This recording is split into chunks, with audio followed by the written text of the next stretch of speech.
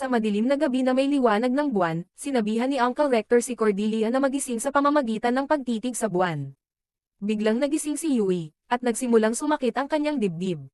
Dumating si Yui sa isang silid sa dulo ng mansyon, at doon niya nakita si Shu na nagbabasa ng libro. Sinabi ni Yui na nakakarinig siya ng boses ng isang babae nitong mga nakaraang araw, at hindi na siya makatulog ng maayos.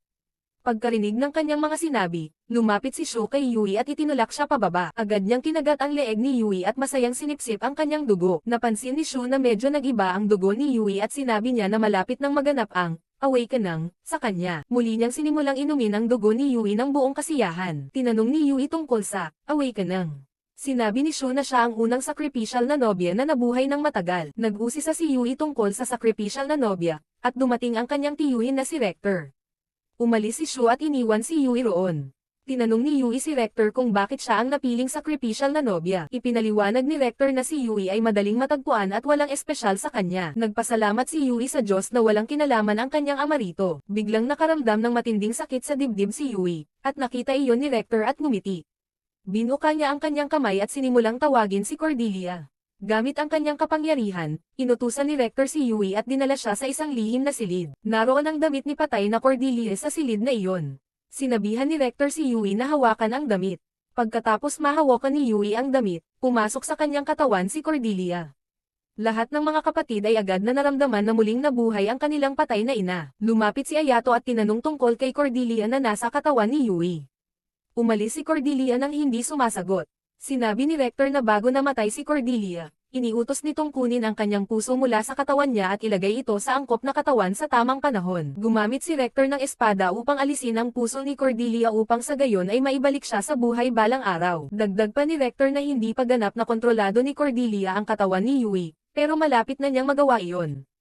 Alam ito ni Ayato, kaya nilapitan niya si Cordelia. Tinulak ni Ayato si Cordelia sa tubig. Nagsimulang malunod si Cordelia sa tubig kahit na magaling siyang lumangoy. Sa pagbawi ng kontrol sa kanyang katawan, humingi si Yui ng tulong kay Ayato upang makalabas sa tubig. Iniahon siya ni Ayato mula sa tubig at pagkatapos ay sinimulang sipsipin ang kanyang dugo. Labis na nasarapan si Ayato sa lasa ng kanyang dugo kaya ininom niya ito ng parang baliw. Dumating din sina Leito at Kanato pagkatapos maamoy ang dugo ni Yui. Nang makita sila, nagsimulang tumakbo si Yui.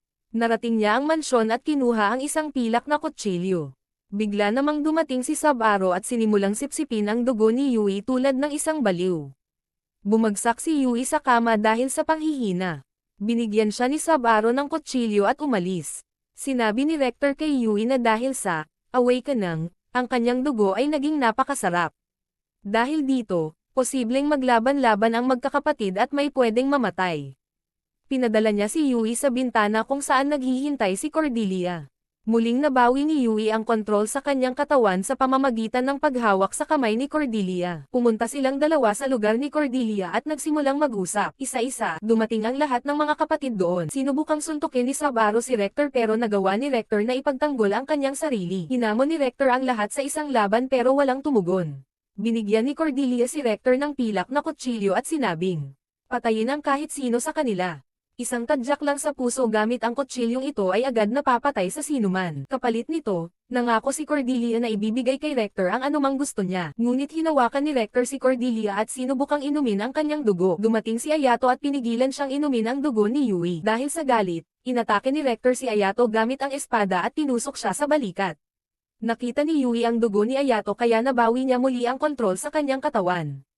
Itinaas ni Rector ang kanyang espada upang patayin si Ayato pero nabigla siya nang makita si Yui na gising pa.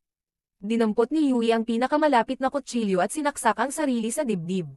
Dumating si Rector upang kunin ang puso ni Yui pero tinusok siya ni Ayato ng espada. Nakatakas si Rector na sugatan. Tinanggal ni Sub-Zero ang kutsilyo mula sa katawan ni Yui at unti-unting pumuti ang kanyang mukha. Nagsimula si Raiji na maghanap ng solusyon sa mga libro upang mailigtas si Yui. Nagsimulang magpakasakit si Yui sa sakit. Nagawa ni Raiji na gumawa ng gamot para mailigtas si Yui, pero hindi pa ganap na handa ang gamot. Kailangan niya ng bahagi ni Cordelia upang makumplito ito. Pinunit ni Kanato ang kanyang paboritong teddy bear at ibinunyag ang isang bote ng dugo ni Cordelia. Nang idagdag ang dugo ni Cordelia, ganap ng handa ang gamot. Sa kabilang banda, Natagpuan ni Leto si Rector na sugatan at sinunog siya pati na ang puso ni Cordelia sa pamamagitan ng pag-itsa ng lampara. Pinainom ni Ayato si Yui ng gamot mula sa kanyang mga labi. Pagkaraan ng ilang sandali, nagising si Yui at sinabing nauuhaw siya. Kumpleto na ang awakening ni Yui at maaari siyang naging vampira na.